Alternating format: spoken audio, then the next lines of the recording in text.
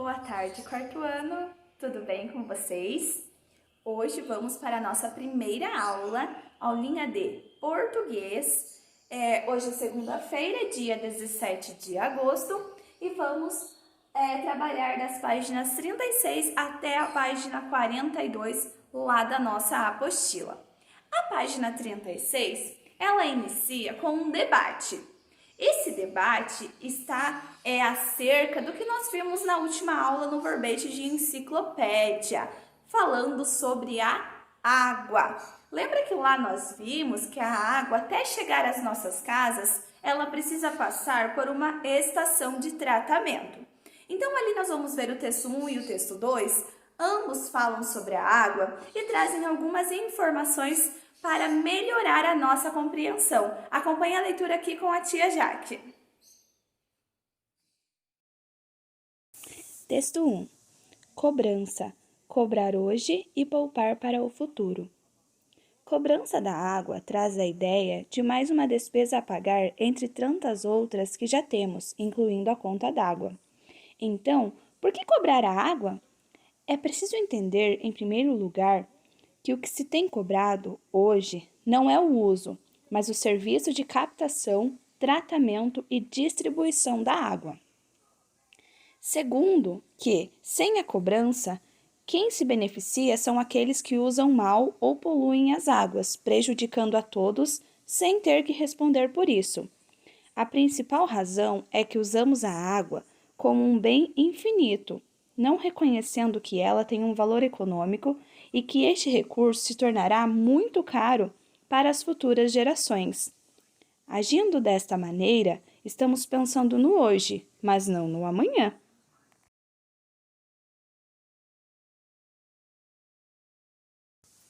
Texto 2. A água deve ser entendida como um bem comum, defendem participantes de fórum. É publicado em 11 de janeiro de 2018 por Helena Martins, uma repórter da Agência Brasil, em Brasília. Em meio à crise ambiental que o mundo vivencia, representantes de instituições públicas, academia e organizações da sociedade civil reuniram-se para discutir a sustentabilidade na relação com a água do planeta e reivindicar uma nova compreensão na sociedade acerca da água. No Águas pela Paz, segundo o Seminário Internacional Água e Transdisciplinaridade, o que quer dizer em várias áreas do conhecimento, realizado nesta quinta-feira, dia 11, em Brasília, foi feita a defesa de que a água deve ser reconhecida como um bem comum, não como uma mercadoria. Então, agora que terminamos a leitura dos dois textos, vamos conversar um pouquinho sobre eles. O texto 1 tinha o seguinte título: Cobrança, cobrar hoje e poupar para o futuro. Ele é um texto de opinião. Ali está sendo colocado a questão de que nós pagamos pela água que nós consumimos em nossa casa. Quem escreveu o texto está dizendo que nós pagamos na realidade não pela água em si, mas sim pelo tratamento que nós recebemos dessa água, que logo mais vocês verão ali na conta de água o que nós pagamos então. E o texto 2 tem o seguinte título: Água deve ser entendida como um bem comum, defendem participantes de um fórum. Então, ele tem uma notícia que traz que várias empresas se uniram para dizer que a água ela é um bem comum, então ela é um bem de todos, que todos têm direito. E eles defendem a ideia de que essa água não precisa ser cobrada, não pode ser cobrada.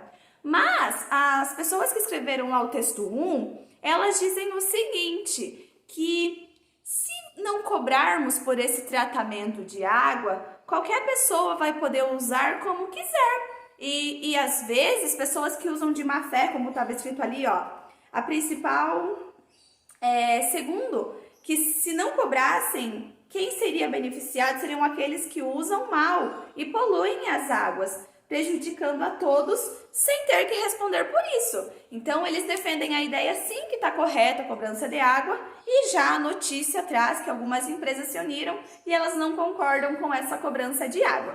Então, a letra A tem a primeira questão, que está dizendo que a gente leu os dois textos ali, que apresentavam informações sobre o uso da água e qual era a relação ali dos textos. Então, o texto 1 é um texto de opinião e o texto 2 é uma notícia. Vamos para a letra B. Os dois textos apresentam o mesmo ponto de vista a respeito do uso da água? Acabamos de ver que não. É um debate, cada um defendia a sua ideia. Então, lá na letra B, a primeira resposta é não. São duas perguntas. Não? Não, eles não defendem a mesma ideia, apesar de estarem falando da água. Por quê? Por que não? Porque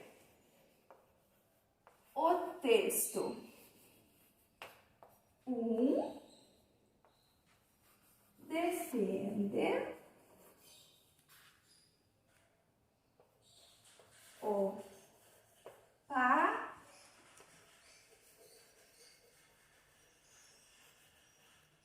pagamento pelo uso da água.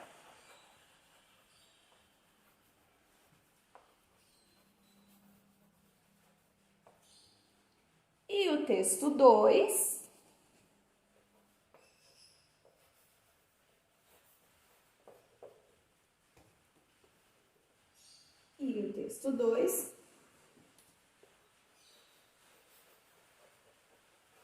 defende que a água é um bem comum e não deve ser tratada como mercadoria.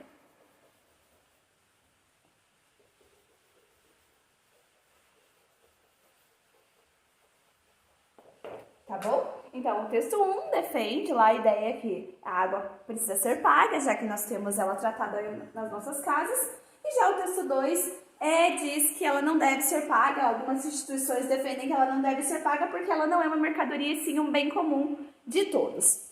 O exercício número 2, olha o que vocês irão fazer. Ali, pedia que se nós estivéssemos em sala de aula, a tia montaria 2 grupos e um defenderia que a água deve ser paga, usando argumentos para defender a sua ideia, e o grupo 2 iria fazer pesquisas, procurar argumentos, trazer fatos de que por que a água não deveria ser paga. E como nós não estamos juntos, como que nós vamos fazer? Pede para vocês encontrarem 4 argumentos que justifiquem a posição que vocês escolherem. Como assim? Digamos que eu escolhi que a água não deve ser paga. Eu vou fazer pesquisas e vou encontrar argumentos para defender a minha tese, a minha ideia. E eu também posso colocar a minha ideia ali. Posso pegar fatos, posso pegar pesquisas, opiniões de outras pessoas para dar fundamento à minha ideia e escrevê-las no meu caderno. Qual caderno que vocês irão usar, meus amores? O caderno de produção de texto. Vão pegar o caderninho, vão escrever Colégio Nosso Futuro, a data e vão colocar o título, texto de opinião. Aí vocês vão colocar se vocês defendem ou se vocês não defendem esse pagamento da água, tá? E vão escrever 4 argumentos, 4 frases, 4 linhas, 4 frases que defendam a ideia de vocês. Devem gravar um vídeo e mandar aqui para nós podermos debater mais um pouco, para te entender toda essa pesquisa que vocês fizeram, para que os colegas também possam assistir e entender, para ver se vocês conseguem não mudar a ideia do colega, porque talvez todos podem pensar parecido, mas sim para a gente ter mais informações e para que o nosso vocabulário fique mais rico em argumentos, tá bem? Bora lá para a página 38 e vamos ler o que pede o exercício número 1. Todos somos responsáveis pela preservação da água no planeta. Levando isso em conta, assinale as atitudes do dia a dia em que você considera sustentável, que está ajudando o planeta, pensando não somente no agora, e sim nas futuras gerações também. Não desperdiçar água é uma atitude sustentável? É sim! Então vamos marcar. Destinar o lixo corretamente é uma atitude sustentável? Claro que é. Vamos marcar a segunda acepção ali. Usar a mangueira para limpar calçadas. Por isso diminui o tempo do trabalho? Mas isso é uma atitude sustentável? Desperdiça muita água. Fechar o registro de água nos períodos de viagem, evitando desperdício e um possível vazamento? Claro, também é uma atitude sustentável. Pense sobre as questões a seguir e anote as suas conclusões. Como o enxágue do tanque ou da máquina de lavar roupa pode ser reaproveitado? Tem toda aquela questão que nós já conversamos. Já vai colocar algumas opções aqui, mas vocês podem colocar as que vocês utilizam aí na casa de vocês ou alguma outra que vocês sabem. Como reutilizar a água da máquina de lavar? Para lavar as calçadas. Então, nós podemos utilizar para lavar calçadas.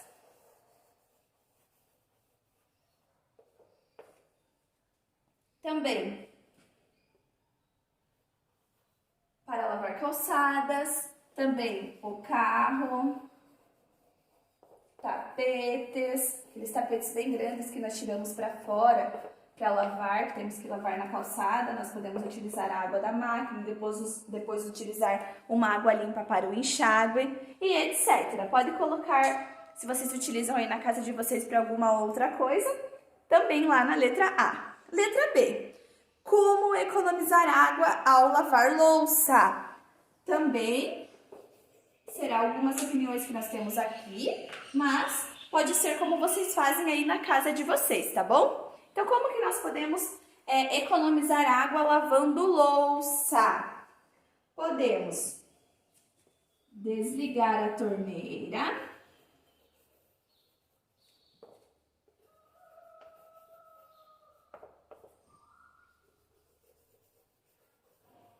Podemos desligar a torneira.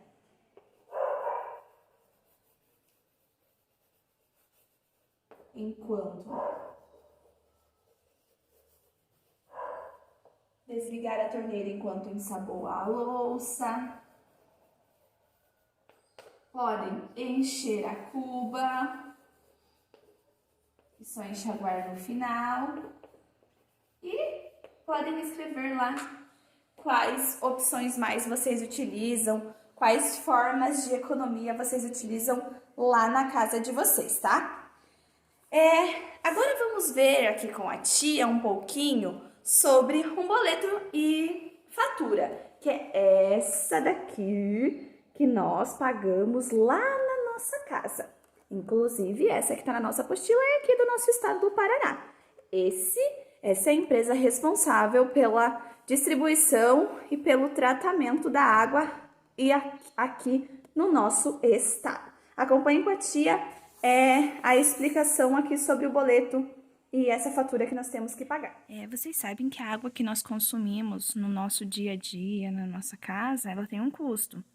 E esse custo, ele vem através de uma fatura para nós pagarmos, como essa daqui da página 39. E a empresa responsável por esse saneamento aqui no Paraná é a Sanepar. Então, aqui em cima tem a identificação da empresa, que é a qual presta serviços aqui de saneamento. Observem que a sede dela está localizada na Rua Engenheiro Rebouças, na nossa capital, lá em Curitiba. Então, a sede aqui do Paraná, a companhia, a empresa que presta serviços e cobranças aqui da água é a Sanepar. Aqui a matrícula, ela identifica o número do imóvel. Quando você liga lá na Sanepar para pedir algum serviço, para que eles venham até a sua casa prestar algum serviço, eles te perguntam o número da matrícula, porque fica mais fácil a identificação do que passar todos os dados. Aqui, esse em vermelho identifica a categoria do imóvel. O que isso quer dizer? Se você mora em uma residência, em um condomínio, se essa conta é de uma indústria, ou assim por diante. Tem também aqui toda essa parte onde está escrita a qualidade da água distribuída, a turbidez, a cor, quantidade de cloro. Essa parte evidencia que a água foi tratada e testada, estando, portanto, adequada para o consumo. Vou pegar aqui uma para vocês verem, olha só. Por exemplo, ó, número mínimo de amostras exibidas, 48. A cor, 48. 10. Cloro. Então, aqui tem as quantidades ali como a água foi tratada. Essa outra parte alaranjada aqui é o histórico de consumo. Mostra o consumo de água dos últimos 11 meses. O em verde informa o total, o valor que você terá que pagar nessa fatura referente ao consumo mensal, ali os 30 ou 31 dias ao qual foi cobrado. Na fatura vem também a taxa de lixo, no nosso caso aqui em Prudentópolis. Além da água, nós temos que pagar também a taxa de lixo. Então, veja aqui, de água veio R$ 74,94, mais a taxa de lixo. E ainda mais, nós temos que pagar também o esgoto. Então, para vocês verem que na cobrança, nessa fatura que nós não pagamos apenas o valor da água, nós pagamos também a taxa de lixo e o esgoto. São os serviços prestados. E são muito importantes esses serviços, porque se nós não tivéssemos tratamento de esgoto, onde que nós jogaríamos os restos da pia, do banheiro? Onde que eles seriam descartados? Muito antigamente, utilizava-se um lugar chamado fossa. Nessa fossa era um buraco cavado lá no quintal, numa área de terra, onde os dejetos, tudo de restos que sobravam das casas eram jogados nessas fossas. Mas isso não é muito sustentável. O meio ambiente ele fica muito poluído, uma vez que quando nós descartamos no esgoto, que há esse valor que a gente paga é para que o esgoto ele seja tratado. Aqui em Prudentópolis existem as estações de tratamento. Mesma coisa ao lixo. Obviamente que nós temos que pagar pelos serviços, uma vez que nós utilizamos esse serviço, ok? Então, agora que nós conhecemos um pouquinho sobre a fatura, sobre todos os componentes ali dela, vamos responder. De acordo com o texto, para que serve o número indicado na matrícula? Esse texto que nós temos aqui, ó. Para que serve esse número aqui da matrícula? Lembra que a tia falou que ele serve para identificar a residência, o consumidor daquela residência? Então, a primeira é identificar o valor da conta ou identificar os dados do responsável pela conta? Identificar os dados do responsável. Número 3. A conta apresentada refere-se à empresa Sanepar. Em que estado brasileiro está localizada esta empresa? Aqui no estado do Paraná. Porque como a tia mostrou ali na nossa apostila, a sede da empresa é em Curitiba, que é a capital do nosso estado. Como se chama a empresa que presta serviços de saneamento básico na região onde você mora? Aqui para nós também é. Claro, nós moramos no Paraná, então nós recebemos tratamento da Sanepar. O que significa essa sigla Sanepar? Significa Companhia de Saneamento do Paraná. A categoria indica o tipo de imóvel. Lembra que a tia mostrou ali no textinho agora que a categoria é o tipo de imóvel que você mora. Se você mora em residência, em condomínio, se o seu estabelecimento é comercial. E se o consumo observado fosse na nossa casa, qual seria a categoria que nós teríamos ali descrita no nosso boleto? Nós não moramos numa indústria, nem num comércio, então a nossa categoria ali, se fosse na casa, ela é residencial. Segundo a descrição dos dados da conta de água, o que indica a data de vencimento. Então, é a data mínima que você deve pagar a sua fatura. Eles colocam, digamos lá, a fatura vence dia 12 de agosto. Então, é até esse prazo você tem para pagar sem que sejam cobrados juros na sua conta, porque eles podem cobrar juros. Se você pagar o seu boleto, qualquer boleto, após o vencimento, a empresa ela tem ali umas políticas internas, as quais elas cobram juros do devedor ali. Então, quando tem uma data de vencimento, é a data máxima, perdão, a data máxima, não a data mínima, tá, meus amores? Então, a data máxima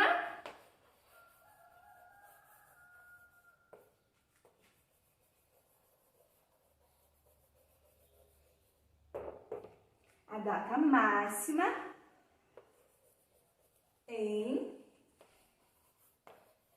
que a conta deve ser paga sem nenhuma cobrança a mais, sem juros, tá?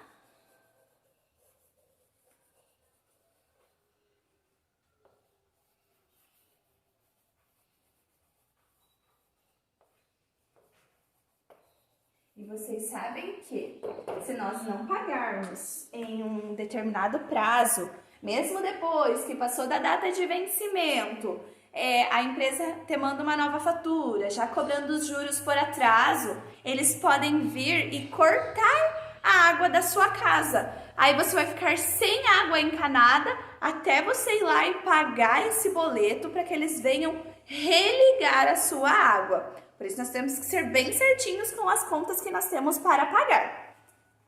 A conta que você leu apresenta uma fatura, que traz uma descrição do que está sendo cobrado e um boleto que possibilita o pagamento da conta por meio de um código de barras. O boleto é, portanto, uma forma de pagamento dada ao consumidor da água. Já a fatura permite que se entenda o que inclui o pagamento que deve fazer. Então, ali, o boleto, ele vem com código de barras para você pagar a conta. E a fatura, ela vem descrita o que você está pagando, pelo que você está pagando, o tempo que você consumiu, a quantidade de metros cúbicos de água que você gastou, quanto que foi utilizado de produtos para tratar a água que você está recebendo na sua casa. E como a tia mostrou para vocês, a nossa fatura aqui da nossa água da Sanepar, nós pagamos, além da água, também pelo tratamento de esgoto e pela coleta de lixo. A conta d'água que você leu, ela é composta. Ela só tem textos ou ela tem palavras e números? Ela tem palavras e números. Então, lá no exercício 6, nós vamos marcar a alternativa, a segunda, porque não tem apenas palavras, ela tem palavras e números. Converse com os colegas e o professor e responda: para que serve a conta de água que você leu? Acabamos de falar. Para acompanhar o nosso consumo e também saber da qualidade da água que nós estamos recebendo e para fazer o pagamento da fatura. Então, lá no número 7, então para que serve? Vamos escrever de amarelo. Para acompanhar o consumo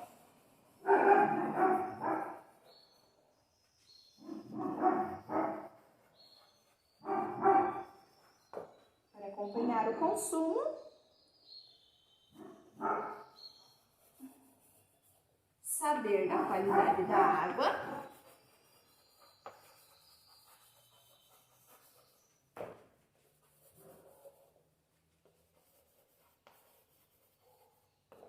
e pagar a fatura.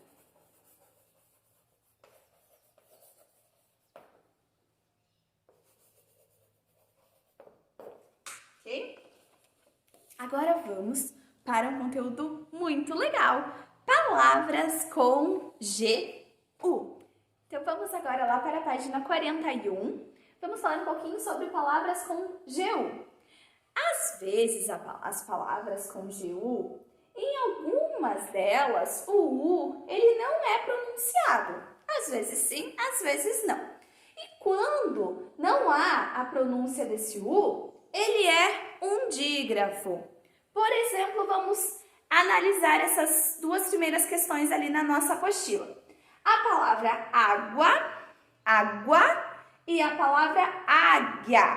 A primeira pergunta diz o seguinte: há apenas uma letra que as difere. Qual é a letrinha que tem na palavra águia e que não tem na palavra água? A letra... Deixa eu apagar aqui. A letra... Qual é essa letra? A letra I. Ok. Na questão B, a letra U, ela é pronunciada nas duas palavras? Água, águia. Eu não falo agulha, eu digo águia. Então, ela é pronunciada nas duas palavras? Não. Então, na letra B, nós vamos colocar que não é pronunciada nas duas palavras. Então, quando ela não é pronunciada, ela é um dígrafo. Então, aqui na palavra águia, a sílaba aqui, ó, G-U, que na verdade é acompanhada aqui do I, ela é um dígrafo. E já aqui na palavra água, o U é pronunciado, uma paroxítona terminada em ditongo. Então, vamos ali com a tia classificar as palavras no quadro de acordo com a pronúncia. Quando se o U é pronunciado e quando o U não é pronunciado. Meus amores, vamos classificar as palavras de acordo com a pronúncia. Quando o U é pronunciado e quando o U não é pronunciado. Então, vamos ver ali. Na palavra régua, régua, tem o som do U? Tem sim. Então, nós pronunciamos o U na palavra régua, assim como na palavra água, que também é uma paroxítona terminada em ditongo crescente. Então, régua e água, nós pronunciamos a letra U. E na palavra saguão, saguão, também pronunciamos a letra U. Então, vamos colocá-la aqui. Próxima palavra, açougue, açougue. Pronuncio ou não pronuncio a letra U ali no G? Não pronuncio, porque eu não digo açougue, eu digo açougue. Então, o U não é pronunciado na palavra açougue. Lembrando que nós estamos analisando o U aqui das palavras com GU, não esse U aqui, esse U aqui. Açougue. E a palavra guitarra. Na palavra guitarra, a letra U é ou não pronunciada? Se eu falo gui, G-U-I dá gui, não dá gui. Então, o U não é pronunciado. Então, na palavra guitarra, a letra U não é pronunciada. E na palavra sangue, G, eu digo sangue ou eu digo sangue? Eu digo sangue. Então, ali, a letra U também não é pronunciada. E na próxima, língua, língua. Apesar de ser também uma paroxítona terminada em ditongo crescente, a palavra língua, eu ainda falo sim a letra I, porque eu não digo lingar, linguar, eu digo língua. Próxima, mangue, mangue. Eu digo mangue ou eu digo manguê? Não pronuncio, porque eu digo mangue. Próxima, égua. Assim como régua, água, que terminam em ditongo crescente, o U da palavra égua é sim pronunciado. É guerra, guerra. Eu digo guerra e não guerra. Então, na palavra guerra, o U também não é pronunciado. E na palavra guarita, guarita. Sim, o U é pronunciado. Então, vocês podem observar que aqui a letra U é pronunciada e aqui onde a letra GU junta não é pronunciada, ela é considerada um dígrafo.